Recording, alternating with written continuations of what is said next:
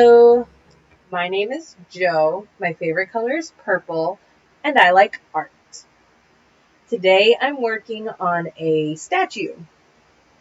It's a statue I've been to see before in my local area. There's a conservatory with a bunch of flowers in it, and this beautiful little pond that's kind of like a catwalk in between all the flowers, and you can walk around. And at the end of this like catwalk dealio is a statue of a woman stepping into the water, and there's like a fountain with it around it. And I just thought it was so cool, the way the light gets captured, the colors reflect everything that's around it. It's just really pretty. And so I took a picture of it with the intent of drawing it later, and I finally got a chance to do it. I got a fire put underneath my butt also because I wanted to create another fresh piece for an art show that I am taking this piece to. I was in my very first raw artist showcase in Minneapolis, but it was really great because it was a bunch of local artists at this show and event. There were performances, a bunch of other things. If you have ever heard of raw artists, I recommend checking it out. It's a great way to get connected with your local art scene and see and meet other local artists in your area, which is what local means, but whatever. And you can trade off ideas, network. It's really kind of cool, and it's an easy way to kind of push past and be, instead of just doing art in your house and kind of showing it off to your friends, here's a chance to like be in a show, be in a gallery. It's not quite like a gallery walk, but it's still a really cool first step, and I valued the experience extremely. So I would go and check them out. You can apply to be a raw artist and be in a local showcase. So I would go to rawartists.org, check them out if you would like to be a part of something along those lines. But since it is a local show, and there's like 70 of them around the entire world, so local is, you can probably find one close by. But local for me meant that a lot of people knew this place, this kind of garden conservatory where this statue was. So it was kind of fun when people walked by my booth to look at my paintings and such. They could see this, or I could just strike up a conversation saying, hey, have you ever been to this location? This is the statue from it. Do you recognize it? Or some people would come up and say, oh my gosh, I recognize that painting. Did you do it? Or that statue, did you paint it at this conservatory? And so on and so forth. So it was a great conversation piece with different people who stopped by. A big reason why I liked this piece is, I mentioned before, the reflections and the shading and everything that goes on. So those little tiny lines you see kind of creating the form. It was a shiny reflective object, so you saw all of those different variations, and they're really unique and quirky. And it's another thing that I love about the human body is it's got all these awkward little pieces to it. I did end up getting a little stuck at the top here around the hair, because she does have her hair, this figure, up in kind of a messy bun. It's super cute, but any detail kind of gets lost, at least in the size or zoom quality, whatever you want to call that, my piece is done in. If you went and looked up and got close to the figure, you'd be able to see all those details. But of course, if you've got a lot of tiny details, close up you can see them, but farther away, they kind of turn to mush a little bit. So here I had a lot more freedom with my line work. I kind of make up what I was doing, and it still gave an essence of what was going on. And since in the reference photo, I couldn't really understand what was going on, I wanted to bring another piece to the show that was fully my own artwork. So the reference photo was taken by me, or somebody who gave me permission to actually work on it, instead of just a random photo I found online or something to take that intrigued me. This, now that I'm getting into these kind of circles, she's standing on a little platform, but underneath it is water, and you can see the foot that's kind of tiptoeing in front has her foot in the water. I think actually in the statue it's not touching the water, and that kind of ripple effect is coming from a fountain. Oh shoot, this was where my camera was weird and cut out. So, skipping the drawing of a bunch of ripples, you can kind of see that below. It was really fun to work on that because I really like ripples and like drawing trees or just nature in general. You see like this pattern that's obviously a circle because that's what a ripple effect is, but it's not like perfect.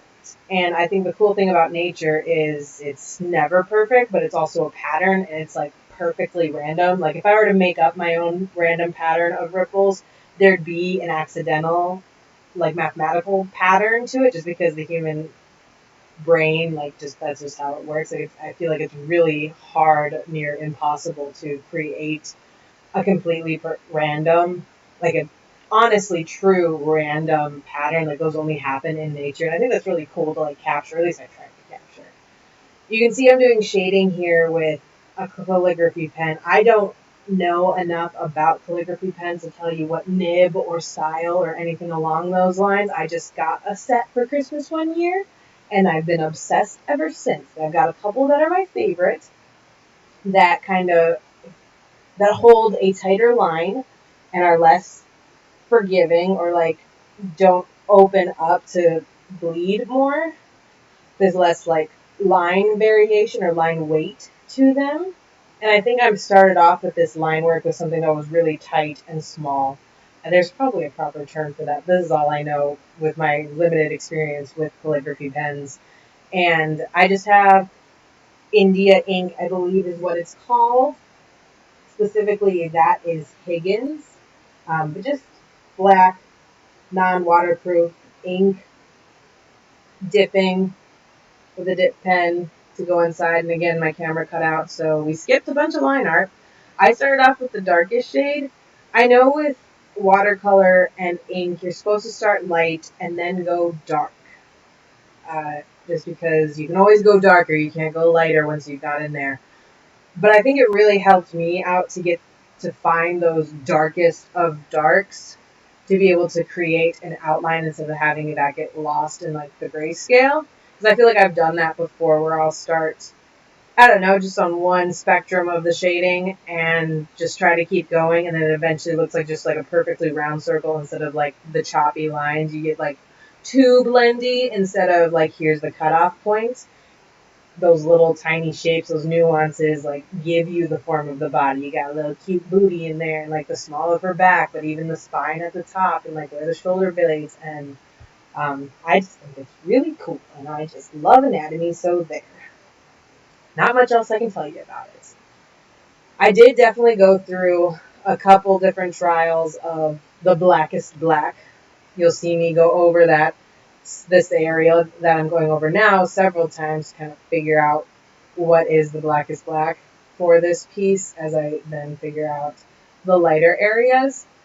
I always found it interesting. You'll see me go over the black a second time to kind of get rid of the brush strokes. I really wanted to those bigger spots, the shadow on her thighs and then underneath the statue in the water more. I wanted those to be really black, kind of like cartoony flat black, just because I've always valued that, like looking at a comic book, like a superhero comic book, where they just are overly heavy on the shadow, just like these stark black solid shapes where there isn't much of a gradient, but you see like the black solid shapes and then the color is a solid shape and then white as a highlight. And there's not much of a gradient in between. And you can play with the gradient and it's still beautiful.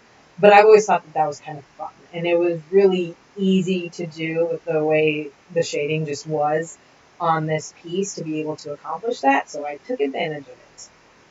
But as you can see, I've gone to the other side of the spectrum trying to start light, and then I go darker, and we just kind of figure out our ranges in between. And you'll see what I outlined and what I didn't, and I'm still creating shapes with those lighter shades. There's still a whole bunch of like streaky back lines that don't really make sense if you were to like look straight at anatomy, but helps you to see that it's a reflective object. Or at least that's what I'm hoping. And I just kind of like those lines, those intricacies, those little details. I think those are so cool. It was just something that drew me to this statue and made me want to recreate it in a painting. I was struggling so hard with trying to figure out what type of medium I was going to use to recreate this. I so badly wanted to do something with color and like not even hold on true to some of the forms of those different little lines, and but just go really blotchy, like big smudges with like really abstract or high contrasty colors. I can't even. I'm trying to think of how to explain this. Like there are a ton of nuances in between all the colors where you could get that gradient really well.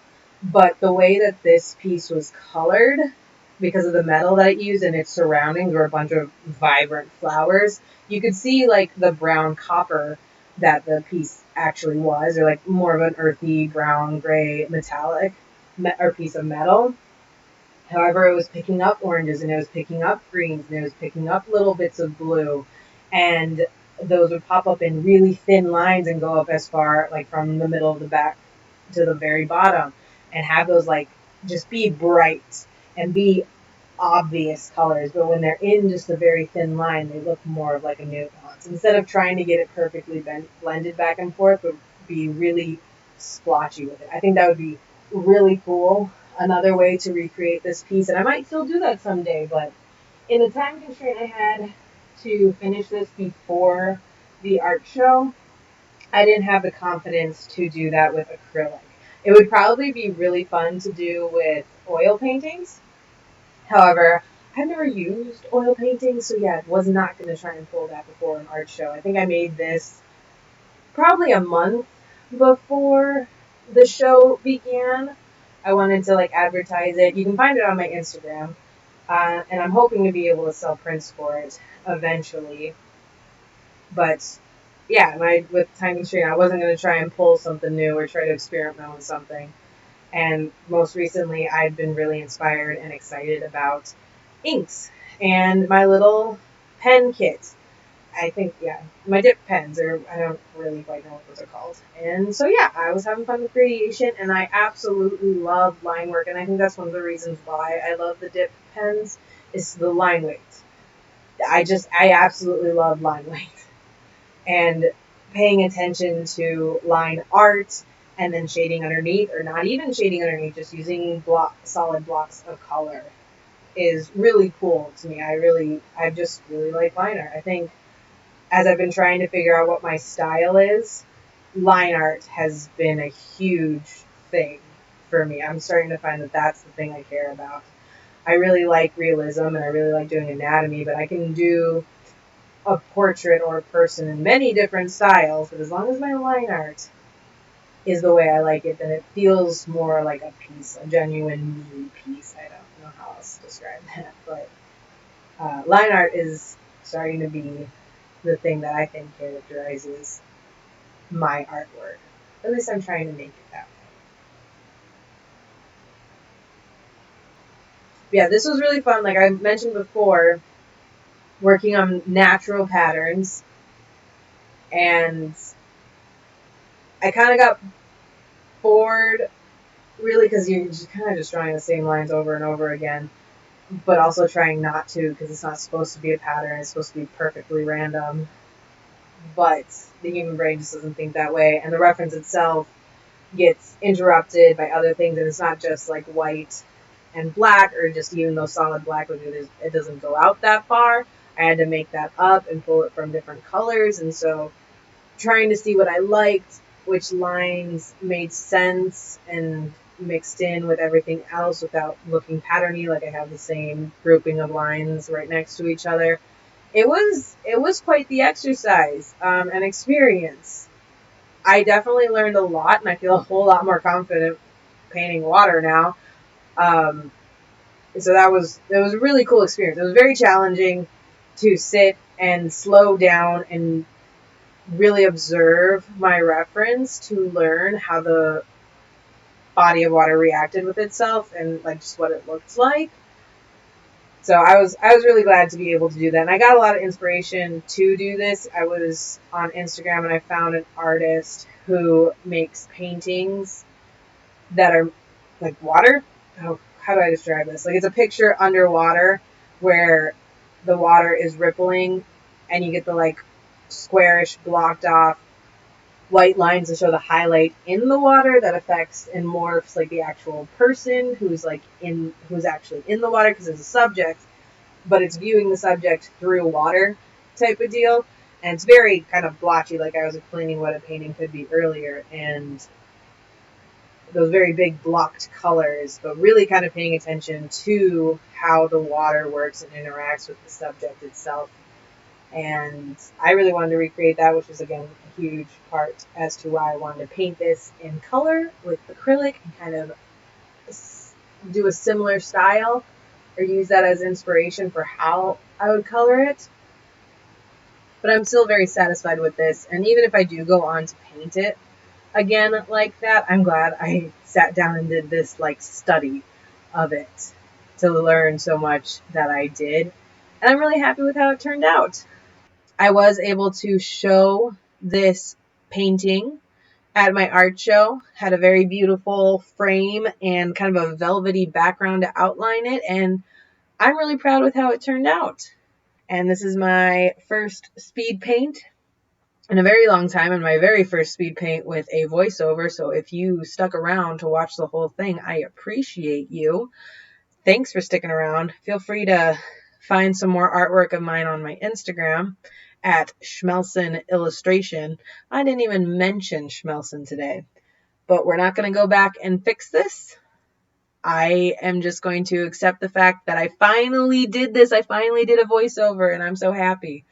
But yeah, leave a like if you thought this was entertaining at all. I hope to do more in the future. Even if you muted me and just watched the speed paint, I totally understand. Hopefully I'll see you in the next video. Thank you.